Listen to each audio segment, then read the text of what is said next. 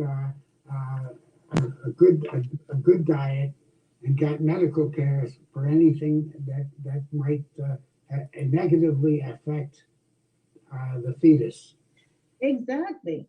But Which is why I think it's just hypocrisy, and it's just their way of controlling women rather than. I could understand if it were religious, like they claim, but then for them to be religious, they would have to be consistent, and they are not consistent. and Mhm. that's why it doesn't seem like you said it, Marilyn, and we're gonna start the show here right now. But you said it, Marilyn. I don't think they're being consistent. Will made also a Mhm. good point. If they care this much pre-birth, then why aren't they doing X, Y, Z, right? Exactly. So they're not. So the consistency isn't there. Mhm. So it makes it doesn't make us. It alters us to think what is the real issue here, Mhm. Mhm. and because that is non-explained, what's the real issue? Um, then we're confused on the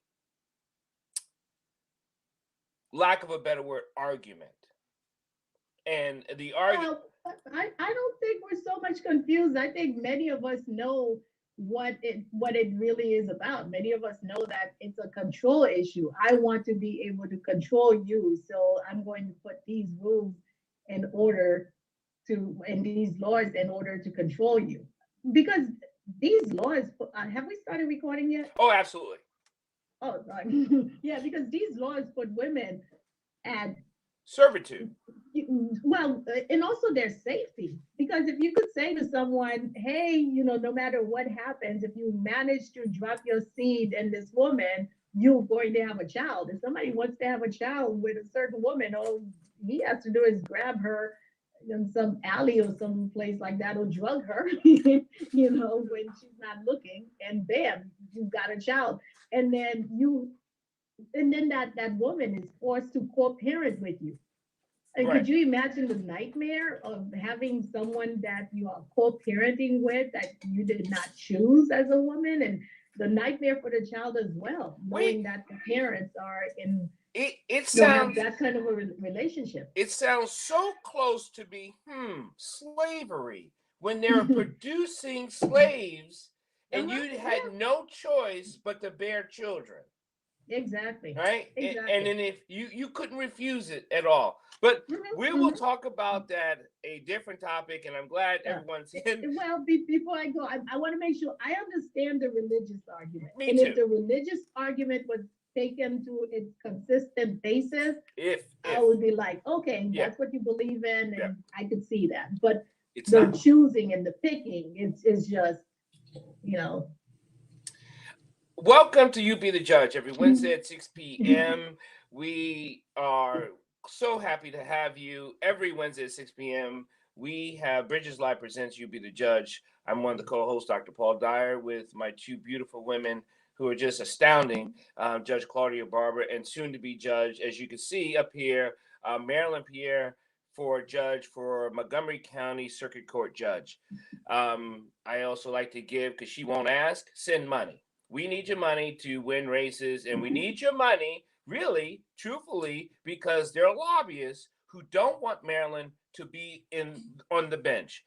It's not because she doesn't qualify. It's not because she's a woman, and that's probably part of it. It's not because she's black, or that could be part of it, but because they have agendas.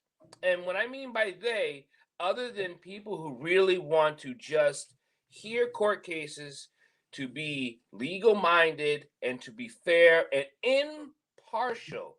That's a scary, dangerous word. Impartial. Wow. And a thinker. Wow.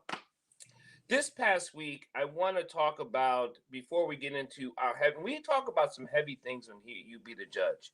And what I want you to think about is not so much what we talk about, but I did this thing on Mental Health Mondays that I want you to learn how to recharge so you can reconnect with the living purpose of why you're living and why you're doing the things you're doing. Because we get hit every week, every day, so often, with so many powerful, incredible, disgusting things are happening to our Black community, to the American as a community, to the nation as a whole, and to the global world. We are getting hit left and right because the more you're involved, and a lot of these ladies can tell you, and men, the more you're involved, the more information you're going, is that really, this is happening here? We're having a lot of fires around the globe, around Maryland, around our nation, that really puts heavy weight on our soul. So take the time, do your prayers, reconnect with your personal healthy self. Because if you stay in the fight and you get too confused and too overwhelmed, it'll take you out and it'll take you away from the fight. And we need all of you. We need all of you to be balanced, fair, impartial, and ready, because we need you. Because if we don't have you, then they are winning. So I want to say that. So Marilyn, please introduce yourself, and then Judge Claudia Barber before we get into our lovely guest, Dr. Yvette, and then we'll get going. Marilyn. You know, you always talk about how beautiful Judge Barber and I are, and we have not paid you the same respect. I am so sorry. It's okay. We have a wonderful, handsome co-host over here, Dr. Paul Dyer. So thank you very much for doing such a great job with the introduction. My name is Marlin Pierre, and I am so happy to be co-hosting, and I'm even happier to see all of these beautiful faces on the screen over there. Hi, everyone. Okay, Judge Barber, your turn. Welcome, welcome, welcome to You Be the Judge. I'm looking forward to this, as I do every week. This wonderful program, our host, our main host, who is illustrious and really hits the nail on the head when it comes to choice of topics and when it comes to getting the issues out there that matter. So I'm excited about today's program. I'm excited about our guests, and I'm looking forward to the discussion. All right, Marilyn, take it away, please, because you do so well introducing people than I do. To me, like I've always said, to me it sounds like I'm announcing a baseball game. And batter up is, and that just sounds horrible. And so go ahead, Marilyn. I think you're great. You do an excellent job. So I think you're being way too modest. I'm going to take a deep breath because this is going to take a while. Because you don't have to read it all. Yes, we do. Well, no, you're right. I am not going to read it all, yes, because I would not do that to myself. Because it's part of self-care, you see. This woman has so many accomplishments and has won so many awards. I dare not, spend 45 minutes of our hours just reading her bio. So let me start. Okay. Yvette Butler Yeboah, let me spell Yeboah for you, Yeboah, MD. Okay. Yvette Butler Yeboah is a respected member of the medical community, business owner, education advocate, coalition builder, grassroots organizer, avid volunteer, and influencer in motivating participation in local and national politics. Dr. Butler lives the mission of Gapbuster Learning Center Incorporated, the organization for which she is the founder and president. Educating, empowering, and elevating students and their families is what Gapbusters does. Since 1999, Dr. Butler has worked intently to Gapbusters, a nonprofit. Oops, I lost my space, sorry. Okay.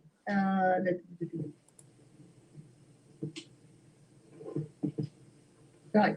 Yeah, since 1999, Dr. Butler has worked intently to Gapbuster, a nonprofit educational enrichment program, to close the academic achievement gap and raise the achievement bar for minority students in Montgomery County Public Schools and Prince George's County Public Schools. Dr. Butler has worked in partnership with MCPS, Montgomery County Public Schools, and PGCPS for Georges County Public Schools, and community-based organizations to address issues of equity. These issues include resource distribution, access to opportunity, including premium programs, enrichment curricula versus remediation, including for students for whom English is not their native language, disparity in enactment of discipline regulations, and increased outreach and meaningful engagement of families and community partners to support minority students and their families. She and her program staff have reached more than 20,000 kindergartners through 12th grade students and their families across both counties. In addition to the academic component of GapBuster, Dr. Butler developed Leaders in Training, LIT, a leadership component to help students discover and nurture their natural leadership skills, civic responsibility, and compassion for both their communities and the world beyond. Using her medical training in infectious disease, Dr. Butler worked with community partners to create an HIV youth peer educator training curriculum. This component facilitated an international partnership with schools in South Africa. In addition, LIT, as part of its mission, trains students and their family members in Get Out the Vote and voter registration efforts for Board of Education, County Council, County Delegate, and national elections. Also, GapBuster has co-sponsored town hall meetings and candidate forums for several county level elections to provide communities access to candidates and promote participation in the election process. Dr. Butler also models participation in the local political process. Her students and their family members have testified on issues affecting students at the school board, county council, and in Annapolis. Committed to community-based organizations as agents of change, Dr. Butler has served as the Montgomery County NAACP's Parents Council President/Chair, the Maryland State NAACP State Youth Chair, and National Minority AIDS and Education Training Center, Howard University faculty member, in addition to the National State Director of the League of Latin American Citizens, which is LULAC, and the LULAC Northeast Youth Director, and many other volunteer roles. Dr. Butler is a native Californian. She arrived in the Washington, D.C. area from New York in 1994 and worked at Howard University's ACTG as the study coordinator and co-investigator for 8 years. Dr. Butler taught HIV education and prevention to Howard University's allied health students and other, sorry. Oh, that's so much. And other healthcare providers. Okay, yeah, I see what happened. Okay, and other healthcare providers, drawing from her extensive knowledge in HIV/AIDS treatment, clinical trials, and patient management, as well as development and implementation of the Centers for Disease Control and Prevention's evidence-based community interventions and educational programs. Dr. Butler continues her involvement in HIV/AIDS intervention, particularly on the international stage, and more recently with new and investigational medications for patients with diabetes, hypertension, and cardiac disorders. Dr. Butler has also held the following positions: medical science liaison for Park Davis and what is that, Amylin Pharmaceuticals? Yes, Amylin. Yeah. Amylin, thank you. Medical director for the antiviral. Oh, okay, should we just say that she is awesome and then we can go and talk with her? You know, you won you were a nominee for LULAC's Women's Hall of Fame. You won the Community Advocate Award for the African American Health Program. You won the Community Service Award from the Potomac Valley section of the National Council of Negro Women. You won the Pan-African Diaspora Community Outstanding Volunteer Service Award. You know, you were highlighted goodness. as best for Voices in Education. What is it? Yeah, you were you won the Unsung Hero Award from Leadership Montgomery. Well, here's And hey, actually, Marilyn. you got the one. Oh, yeah, the Community Service Award from the J. Franklin Board Bar Association, Channel 7, Toyota Oh my Working Women. a lot of this I forgotten. As an outstanding efforts in the community award. Okay, let's see. The civic, yeah, you were awarded the Civic Organization of the Year award by the United Food and Commercial Workers Union Minority Coalition. I mean, okay, fine. So, Okay, like I said, I don't want to Oh spend my 45 God. minutes of our time just going over. as you know, a guy, yeah, exactly. hold on. We shall bow to you. Yeah. But as a guy, I'm sure every guy is wondering, how can she do this and still be only 35 years old?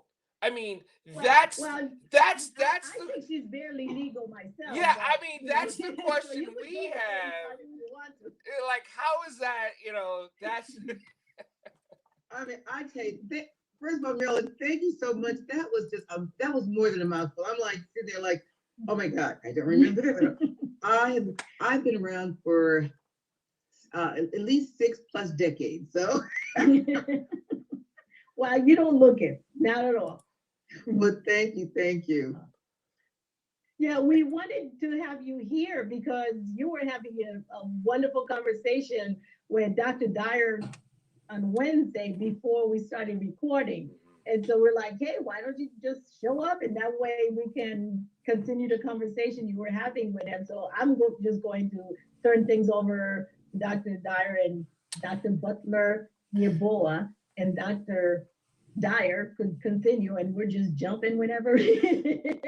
So one of the things that I want to have you to address to us is, how can we and what is next? Because that's really the things we want to do here on You Be the Judge, is to one, inform, one, understand, and so we can put everything into an action. And then we have these amazing legal minds here to understand the dichotomy of where we are missing on a legal issue, because we don't understand a lot of those things. So take it away, Dr. Butler. Oh, so that's a mouthful. So how can we and where? Where should I begin? Let me tell you a little bit what I'm doing now with my life. I am into and my husband says it's like my my next midlife crisis or elderly life crisis, where I'm like, what do I want to be remembered for, and what impact can we and me personally make, you know, not just on a local scale but internationally. So some of the things that I do now is I work with my husband, actually really trying to bring us together as people of color and making sure that we're economically empowered, politically aware, and in the political elements, as well as connecting to our historical roots in the continent. So one of the things that I've been doing now with my new life is actually expanding more into the continent of Africa. We went there for over 9 years, taking young people to South Africa and doing HIV and AIDS prevention. Now it's all about really learn our ancestral roots, because if you don't know where you're going or where you came from, you don't know where you're going. So we really have to learn about where we truly came from, and how we're connected, how we're all connected as one. And that one of the things that I tell young people, and I tell everyone, when you realize where you came from, you know what you have to do, and you know where you have to go.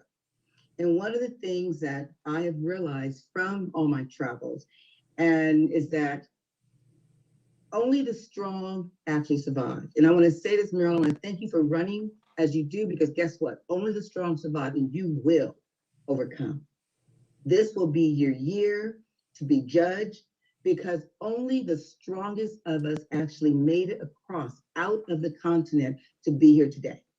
And so I think if we know some of those things and where we go from here, I think everyone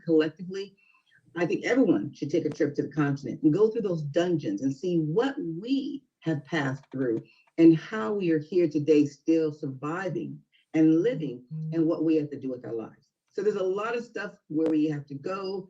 I think that we need to really start thinking about how we can make a difference in all of these new change agents, because these young people coming up, we have to kind of reinvest in our young people and make sure those of us who have some of the wisdom really impart that in our generation behind us.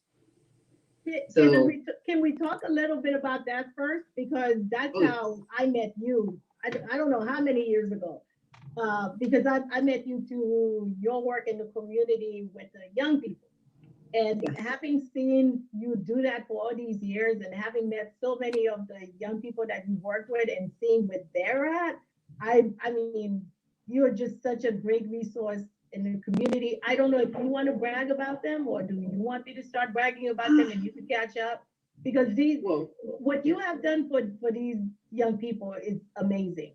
And I don't think other people know as much about that. So go ahead. I read your bio. We know you all that. I usually say they actually enriched my life.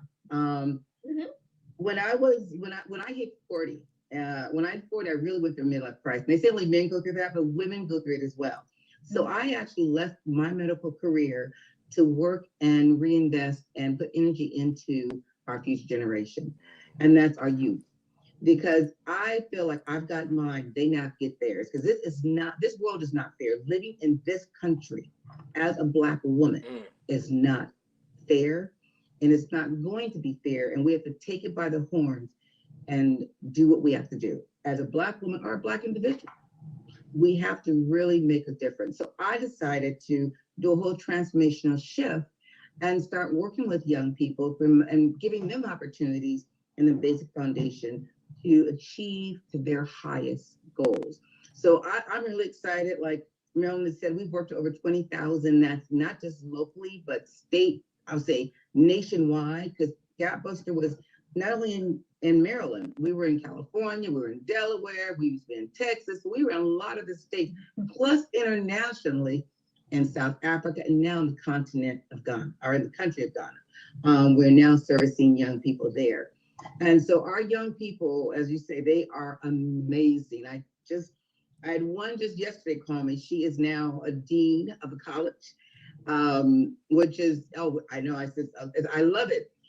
We have about 7 or 8 physicians, tons of lawyers who come out, and some who are going in, coming out of high school, going to law, a lot of folks going to communities, into nonprofit management, and also working at the governmental level to make change, because I believe the young people are the change agents.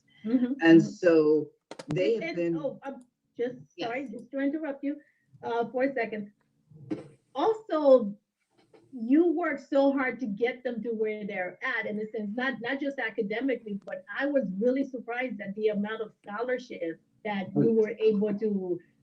Well, I mean, yes, they won the scholarships, but they would not have known about them. And if you could talk a lot more about that, because there's so many people who say, oh, I can't go to college because I don't have any money. But yeah, well, I tell young people that don't think about the money. Think about the college you want to go to and strive for that. And we'll worry about the money later, because the money will come, especially if you do all that you need to do to get there. So we've had, for the entire length of Gates Millennium, which is now ended, we had students win the Gates Millennium. We had students full scholarships at multiple different colleges.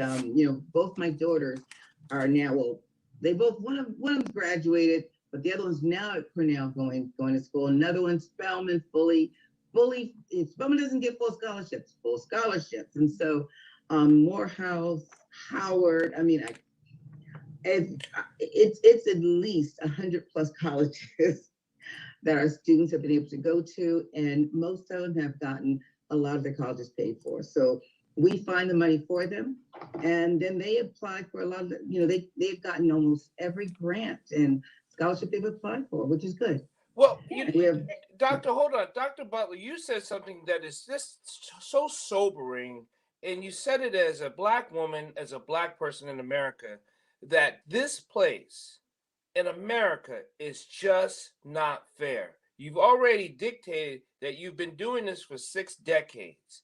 and to have that sobering statement to say, this place is not fair, so we must, ...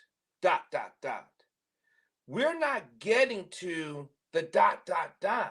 We already know how unfair it is, and then we get so bogged in mentally, emotionally, and physically complaining about how unfair it is that we never get to the ... And I think that's where we're stuck. We're stuck as a people. We're stuck as a nation. How do we get unstuck? Because you've been helping kids get unstuck. I think what Dr. Butler, your boy, has done is exactly what we need to do to get unstuck, because she has actually unstick some of the kids that she is, well, many of the kids that she has worked with. And like, for instance, some of them, I don't think when they went to school, they were engaged, they probably would have been dropouts. Now, mind you, I love these kids. I'm not talking badly about them. Right. It's just kids drop out with more resources than those kids have.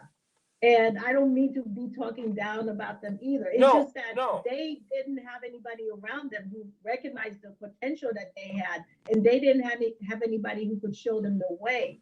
And I think Dr. Butler, your boy, is one of those people who's like, each one teach one, but instead of her teaching one, she is teaching thousands and thousands. and that's how we get unstuck. We have people who share their time, talent, and treasure. Okay. With people, and we have some other people who just, I've got this little talent over here. I'm going to keep it to myself because I feel like I'm, if I share it with someone, then they're going to have it too, and I'm not going to be that special. Okay, then let me figure if I can rephrase this. I understand, and I agree with you, Marilyn. She has, and there's many people who help us to get unstuck. Then how come we feel we have not gone that far with so many people, each one teach one, or is it just not enough? Well, do you want me to answer it, or do you? Okay, go ahead. Well, I think every last one of us can do more, and that's the bottom line. And when you feel you've done all you can do, you still can give and do more. And it's not just reach one, teach one. And I tell people, what happens is we do as a people sit back and complain about this and that. But I tell you, if you're going to complain about something, you need to have a solution before you start complaining. And so be solutionary. So we might be able to complain, but find a solution when you start with something's wrong. What do you think? How are you going to change it? What are you going to do to make it different?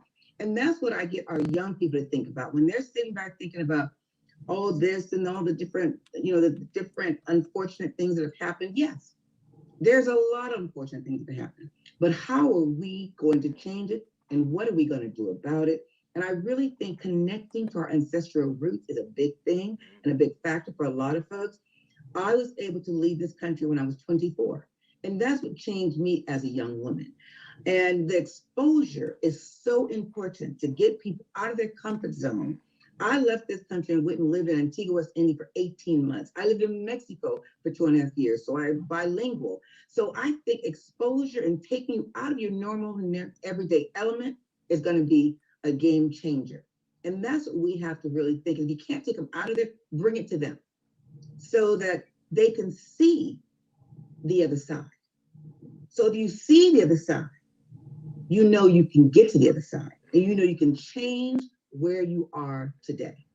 But you got to see it to believe it. And I think that in itself is really where we have to go.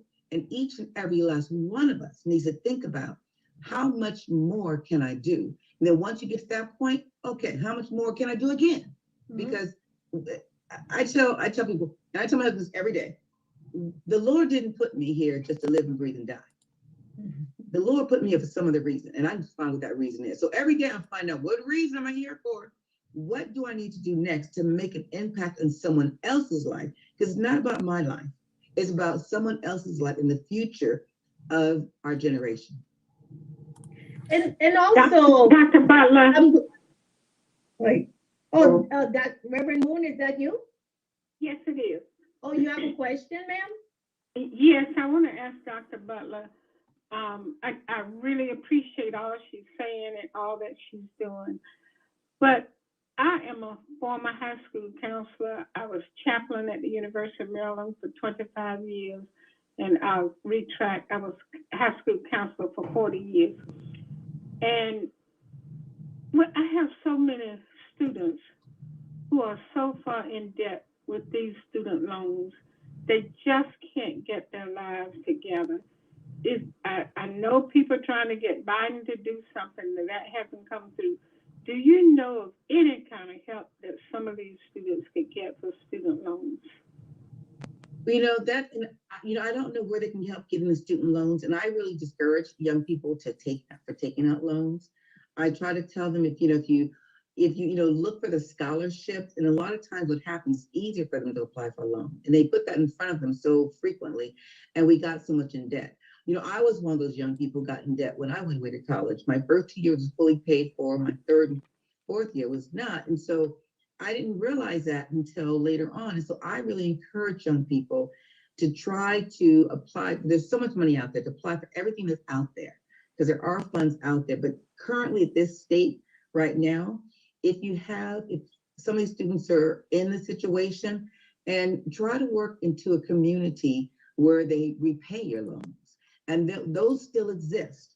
If you go and work into tribal communities and low income areas, that still actually, there's an opportunity to get some of your loans repaid. Also, join AmeriCorps. Those also repay part of your debts that you owe with loan. And also Public Allies, another organization that you can join that pays additional funds. I think it's up to $10,000 to $20,000 of your college loans. And you also get a stipend while you're doing this. So there are programs that our young people can get into that will help repay their loans, but they need to know about them. They need to know there is an option out there for them. Well, isn't that the issue? I know this, you know this, you've spoken to this. She was a counselor at the college, and yet there's probably other counselors in other places, in other schools. High school, they're out. They're not getting the information, not because no one wants to give it to them, because they're probably that where they are, they don't have the information, or they don't care. Whoever doesn't have the time or wants to get the time to seek it out to give. Correct.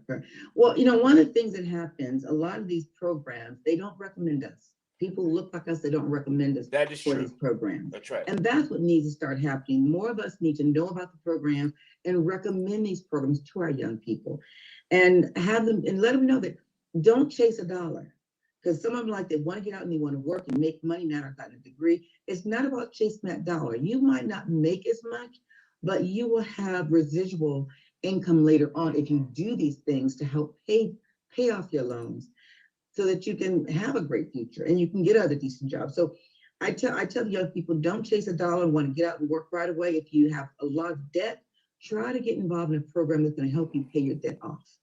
Comfort, you had a question. I saw you raise your hand physically. Yes. How are you doing, Dr. Yeboah?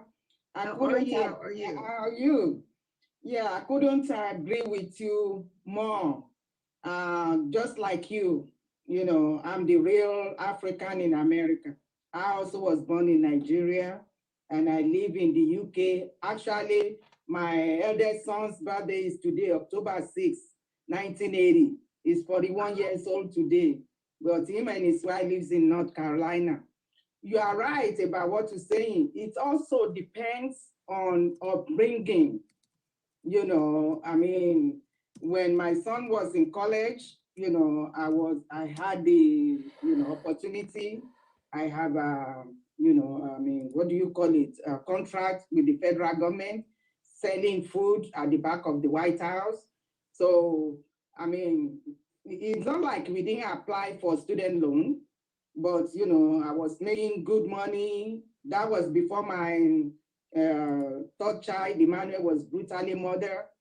I was making 6 figures and I was able to pay for his schooling. We were not qualified, we applied, but they said, you know, I don't know where they get that from, that I was making too much money and it was not qualified.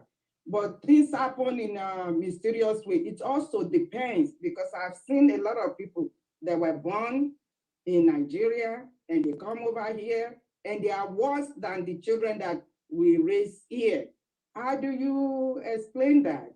So it depends on the, on the upbringing. Charity begins at home.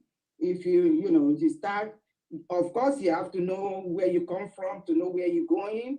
I understand that. I appreciate all that. But still, it depends, heaven only helps those who help themselves. Once you lay the foundation, and, although things do happen, I never thought what happened to Emmanuel or Kutuga can never happen to me, because all my children are well read from reputable school. Masters from John Hopkins, my story. And Isaiah got MBA from College Park before he and his wife moved to North Carolina. So, still, but once you have the identity of a Black man and you're an African in America like we are, so, we just have to pray. Because, I know you and I met at Howard University when we were going to talk to the mothers that, don't even know if their children are alive or dead.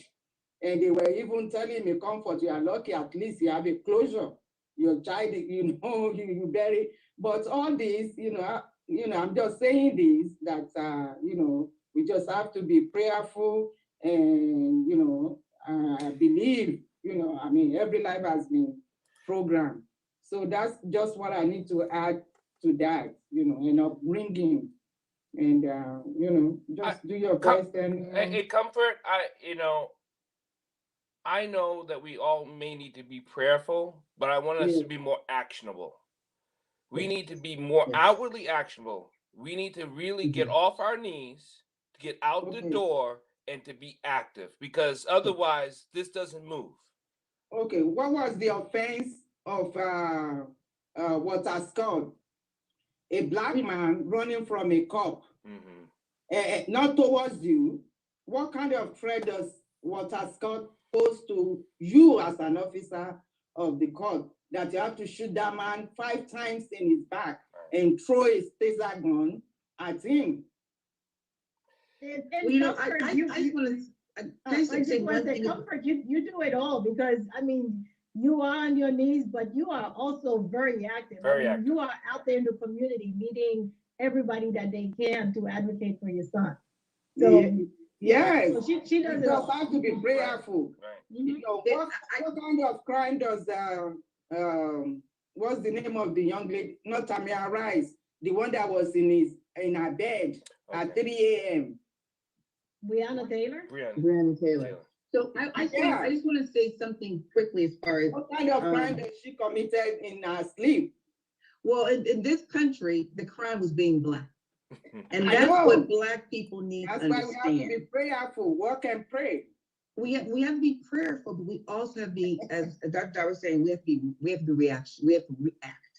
And one thing I believe, I think you can't leave prayer without action. And it's not that I'm people, so people say my sister say, oh, you're not religious, because my sister prayed and prayed and prayed, and unfortunately she tried to pray her gallstones away.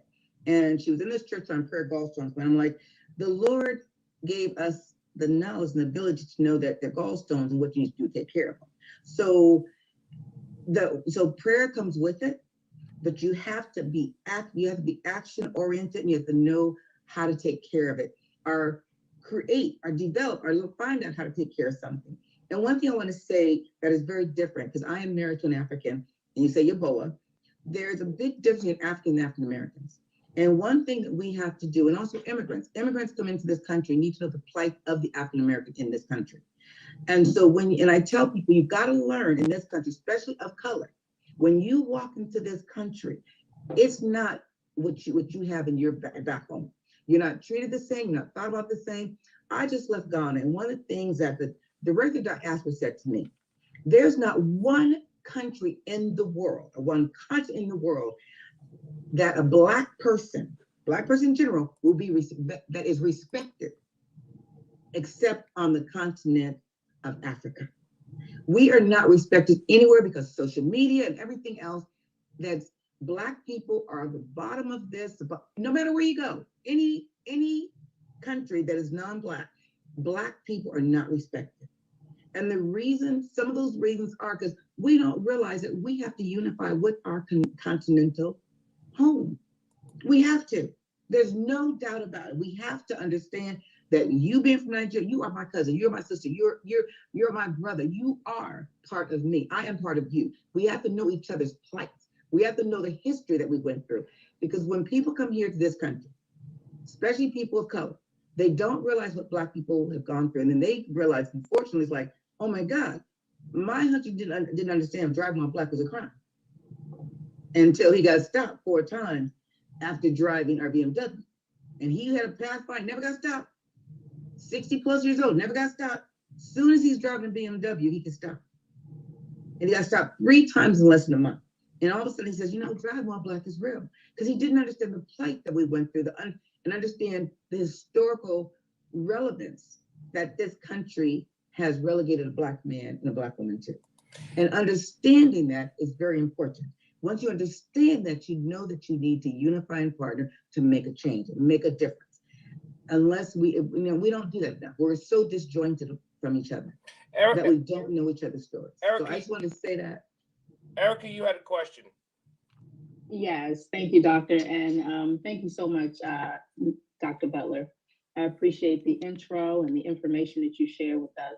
I want to go back to where you shared how your daughters or the young ladies were able to get scholarships or, you know, pretty much not have to pay as much money for school. As we know, and the young lady who mentioned on the line about UMD, UMD is a really good school, and it's very expensive, right? Especially for out of state. But what I wanted to say was in reference to the question about how can we get that information out to our students, our African-American students, or just non-white students especially. I recall back in the day in church, my uncle, my aunt, and them, they were foot soldiers. You know, they wouldn't go to the neighborhoods. They would do that. And I'm sure people are doing that as well. But one idea that I thought about as you were speaking, as you guys were speaking about how to get that information to them is, you know, maybe more groups of people going into the high schools, you know, definitely partnering up with the county schools and getting that information, because a lot of the things that you named as far as how we could potentially not have to pay that much for school, that's information I want to share with those folks. And, you know, of course, my family and my friends and anyone else, because school is expensive. So I wanted to just ask if you could you outline some of those things that you named just a moment ago so that we can share them and take them to maybe, you know, the young people in our neighborhoods and things like that, and just let them know, you know. Well, one thing I think I always tell people when they're in college, if they can't afford to pay it, look into the ROTC, some of the military programs of any various branch of the military, and don't go in before you go into college. Once you get into college, become part of those organizations, because that will actually pay for your college while you're in, and you'll get out being an officer. So that's one way that individuals can pay for their education, as through the military. And they have multiple different, and that's either Army, Navy, and so on. They have the ROTC at most colleges. So that's one way while you're in college. Once you graduate, you have this debt behind you. Think about AmeriCorps, Public Allies, also Peace Corps, some of those organizations that aren't going to pay much, but they will give you money and they will pay back a portion of your loans that you've taken out. And also working in, if you work in a tribal, if you go and work in some of the tribal locations, especially on the reservations, if you're working there as a teacher, you can get your loans paid back. And if you're also as a physician, you can get your loans paid back. So taking on some of those jobs and opportunities, even though it's not going to give a lot of money up front, but it will establish you and will pay back a lot of what you might owe. I have, And that experience is also invaluable because of Yes. what you get to do and the people you get to meet. And you're building up, actually, I tell young people, you need to build your resume. And those are resume builder opportunities for you. Before we take off, I see Brother Darius has joined us, and he had mentioned this on another show of ours, and I would like him to elaborate that I think we need to get into the communities and go door to door. Brother Darius, you want to talk about that a little bit? Your idea, your plan of approaching the community and getting that information out there.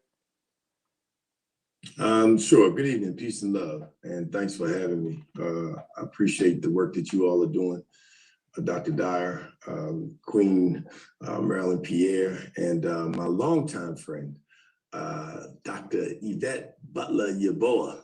Yes, we knew it. We went back way before I was a butler. I mean, your boy. Yes, indeed, on the front line. And I cannot forget our Queen Judge Claudia Barber. So, and to everyone else. So let me jump right into it.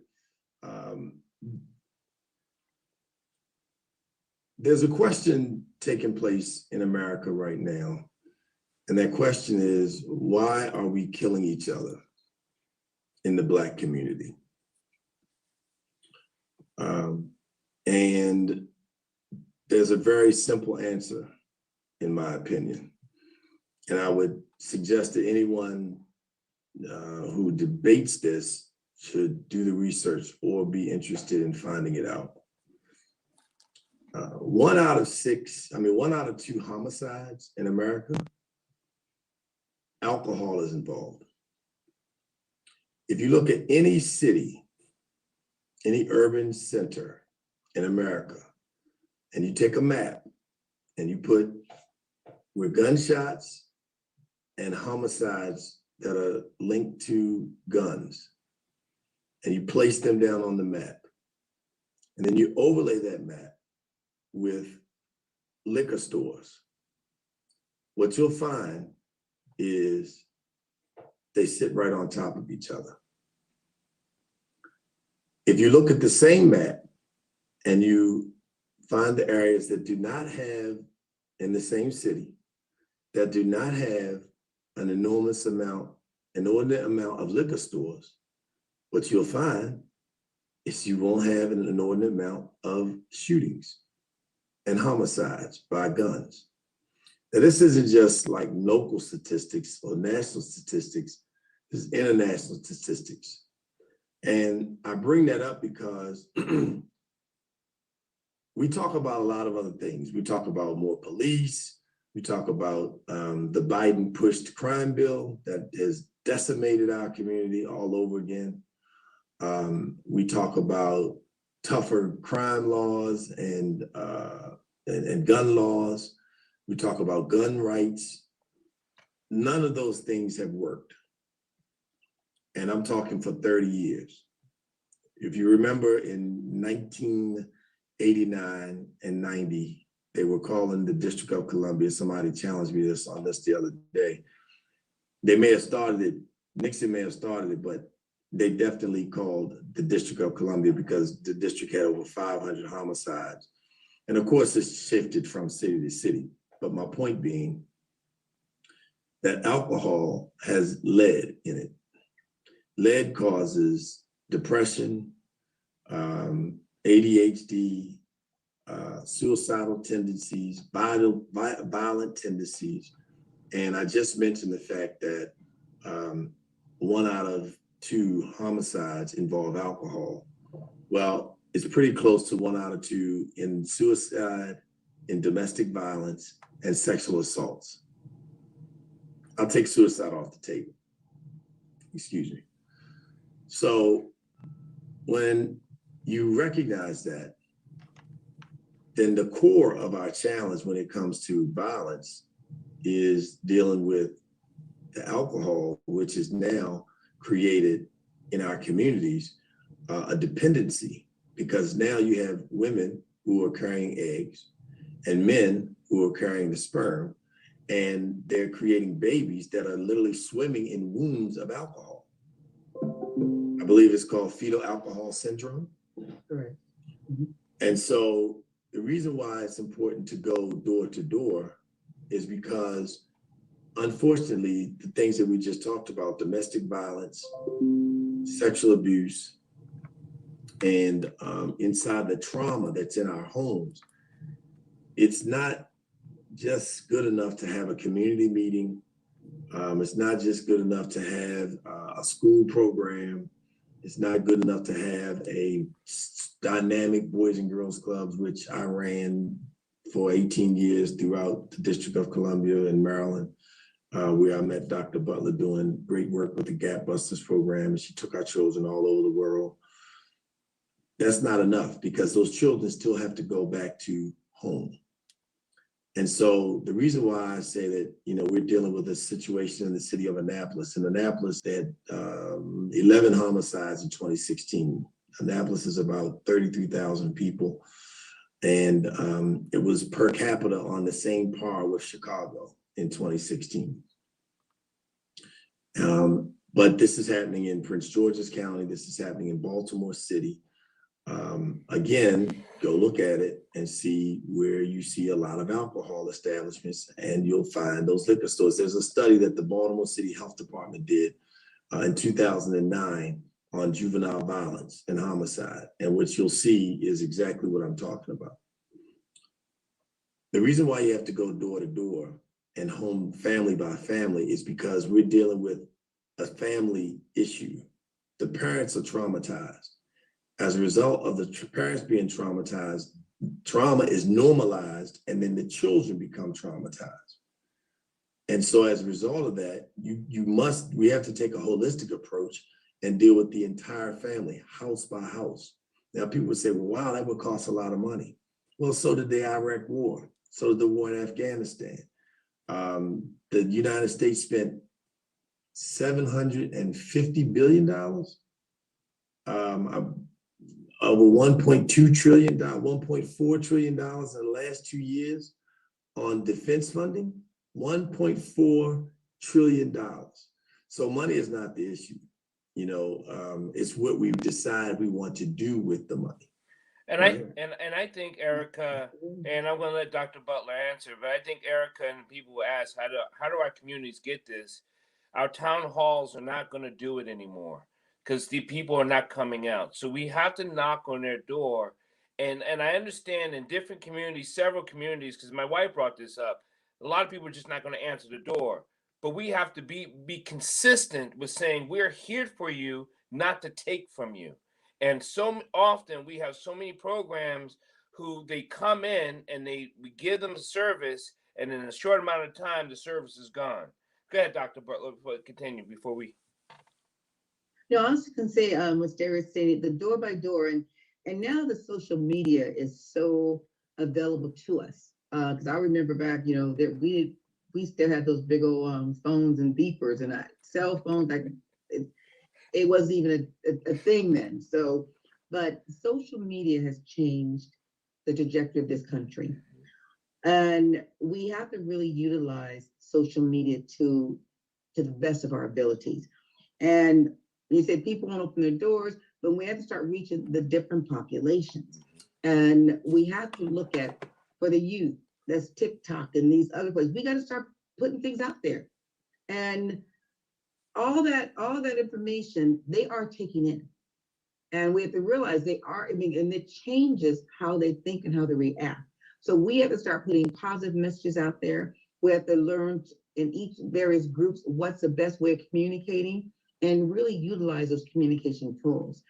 And I say this because, as we all know, what happened to George Floyd has been happening for centuries, since we've been in this country, to Black folks.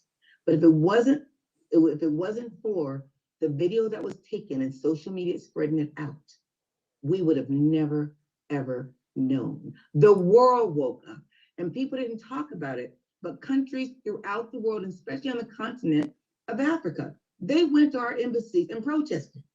Nigeria demanded information, respect, and they said, "This, you have to change. This is totally unacceptable." Ghana has a wall for George Floyd. I mean, it's just, those things would have never happened And so it woke up everybody worldwide through social media. So I think we have to use some of these tools that we have and really put them into action. And I want to say before I forget, Dr. Moon, I want to thank you for being here. Dr. Moon is one of my wonderful mentors, and thank you so much for being here tonight, Dr. Moon. So that's my take on it.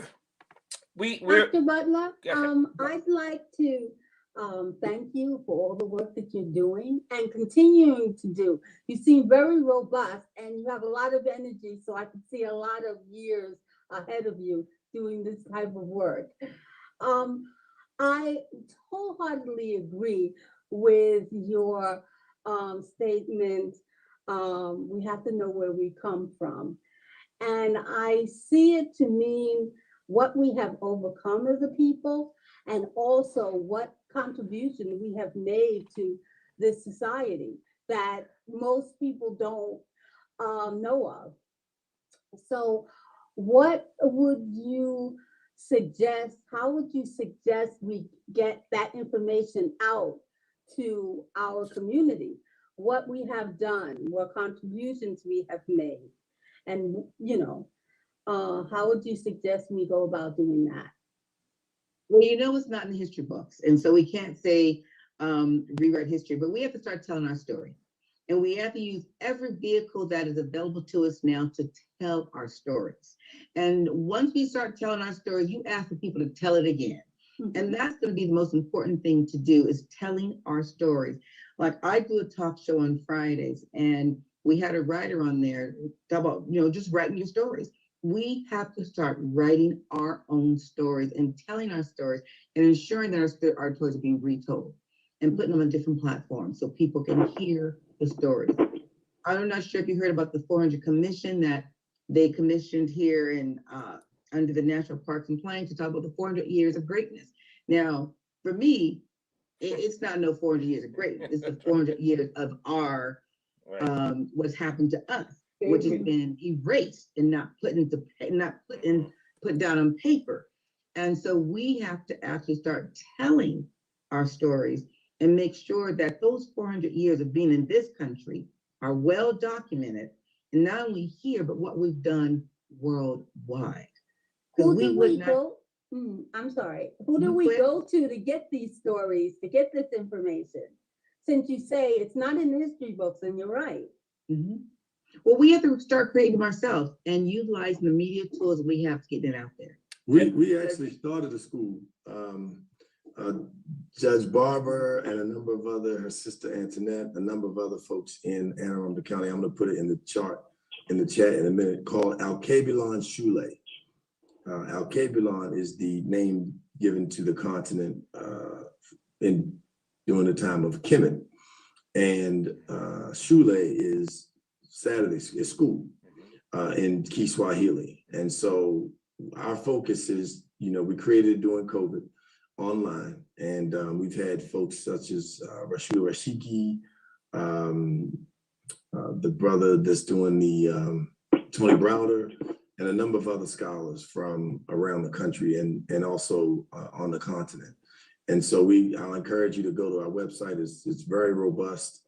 It's very focused on. It's every first Saturday of the month from 10 to 12:30 p.m.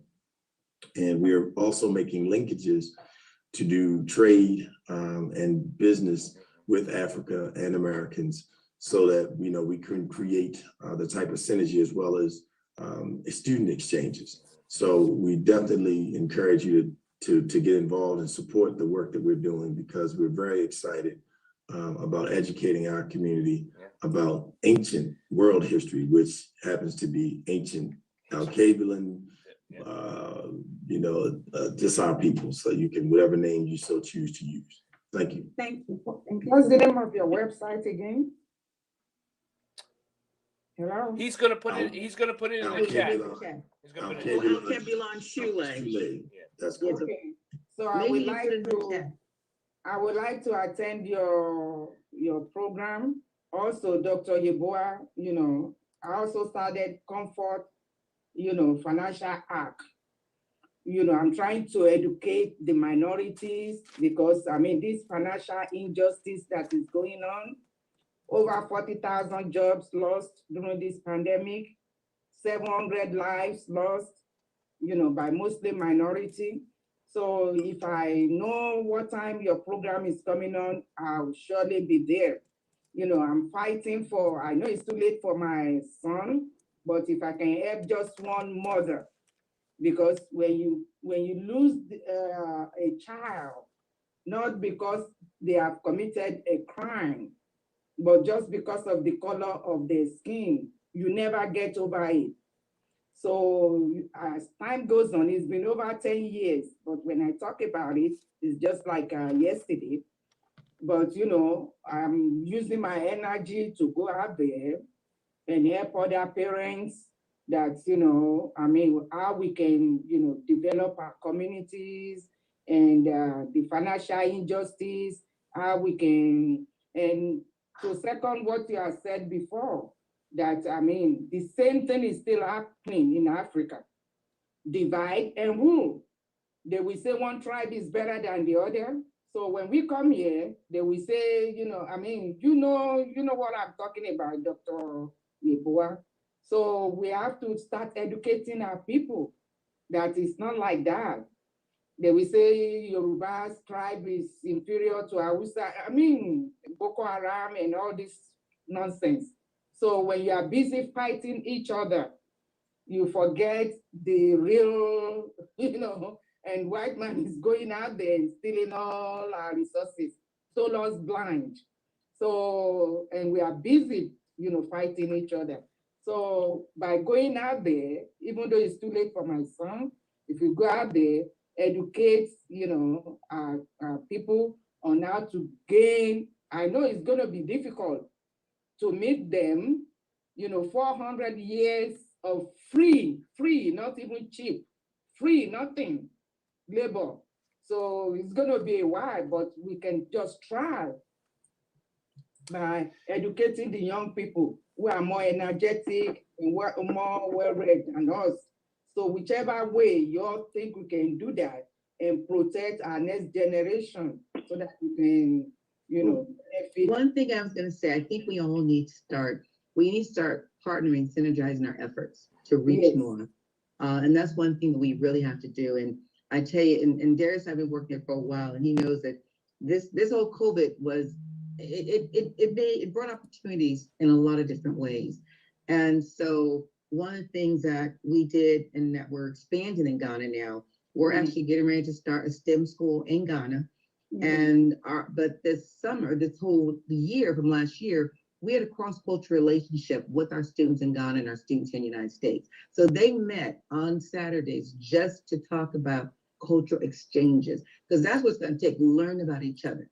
And these were middle schoolers working and talking with the middle schools, learn about one another and learning our histories. So each of them had to talk about and tell different stories. I want to say stories, tell different historical facts about their countries, about their religion, and about who they are as people. And so, and our folks here do the same with the students in Ghana. So they learned a lot. And so that whole breaking of the cultural barriers and exposing is going to be a real key to changing the future of our young people and the future of Black folks worldwide. So I think that we should, one of the things like we should do here, with folks here, really start looking at what people are doing and how we can come together and expand on what we are doing to tell the story, get the information out there, and utilizing our resource that we do have to make the difference. Before, if I could real quick, I apologize as well. The mental health is another key area that I really want us to, when we talked about the door-to-door. If you could encourage your local administrations, your state delegates, call the Speaker of the House, call the President of the Senate, and ask them to develop and put in place a statewide mental health bill. The same way they put in an education, a statewide blueprint for education, statewide bill for HBCUs. We need a statewide bill to address mental health at the grassroots level in our communities. in our prisons, in our schools. Right now, our schools are severely understaffed as it applies to guidance counselors. This is a national challenge, and if we didn't need guidance counselors now, more than ever, we need them now. So request a statewide mental health package. We can continue talking, but we know that attention span of people who listen to podcasts and YouTube channels, they have already went to sleep. So we'll continue to talking, but let people know we're here every Wednesday at 6 p.m. You be the judge, and Judge Claudia Barber, you want to say anything before we close the show? Yes, I just wanted to share how wonderful the thoughts were. We're just rejuvenating here this evening. And I agree that we should all consider creating our story, because if we are the only ones that can share our story, and that's the reason why soon-to-be Judge Marlin Pierre and I and another judge have considered co-authoring a book. And it's not going to be pretty. No. It's not going to be pretty. It's going to be the real story. And not only is it going to be the real story, the media won't like it either. So, you have to tell the story, and only you can tell the story. No one can take that from you. So I appreciate everything that Dr. Butler Yaboa shared with us. And of course, Darius, his magnificent self, and his enlightening comments about the need to really eradicate liquor stores in low-income communities, because that's a serious issue and problem. So that's all I wanted to share. I'm sort of sure we could go further. Well, we do know that I am glad that we have many listeners, and because of Judge Claudia Barber, we have the FBI listening. So that is a plus, because anything that she is on, they are tapping in. So we do know we're reaching other people. So thank you everyone for listening, and we're going to continue talking, but we'll see you next Wednesday at 6 p.m.